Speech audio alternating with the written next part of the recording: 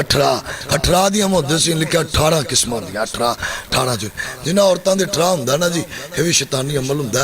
उन्हां दे बाजुआं ते उन्हां दे लत्तां दे उपर नील पैंदे ने 18 वास्ते सूरज शम्स व दुआ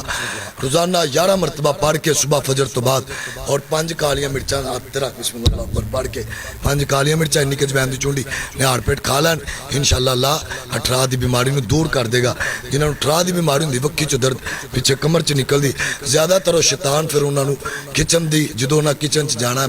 खाना बना पिछे फील महसूस कराएगा बस बसा देगा अल्लाह दी वसविसु फी सुदूर नाथ अलहमदा कई मौलवी ऐसे ने जेरे मैनू आंदे सन ये बिदत है जी मिर्चा पढ़ के देना जी फलान नमकान आज जो आप बिदतां दे सरदार बने कहते ने जी हुण सब कुछ जायद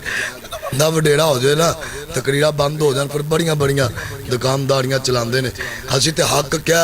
मैनू काबा दे रब की कसम मैं लानिया के ना रोत खबर वाला कुछ नहीं करता मौलवी कुछ नहीं करता कोई पीर धियां पुत्र नहीं दे सकता दम दुआ है अल्लाह के तरलाए मिन्नत वास्ता पाओ तो कई आके मेरे वीर दोस्त बाग 2-2 महीने मेरे नाल बह के 3-3 बाद आप बड़े बड़े वड्डे मुआलज बन जाते फिर बाद च भाई अकरम उन्होंने कोई कह देना मौलवी अब्दुल इमू कहते वो तो अपना पुत्र है उन्होंने की पता असी जी सारे दे पुत्र हाँ असी यह नहीं कहते असी बड़े वड्डे उस्ताद हाँ असी अज भी तालब इलम हाँ नबी मूसा नूं किसे पूछा किन्ना इलम क्या मेरे इलम दा माई पुत्र ही जम्या अल्लाह कहा जा फिर मूसा जा खिजर पैगंबर दे पिछे जाकर रसूल दे दाबरा चुक अल्लाह नूं मैं नहीं पसंद ना मेरे च मैं इलम दा असी फकीर तालबे इलम हाँ रोजाना कुरान पढ़ना साडा काम है शफा देना रब दा काम है ते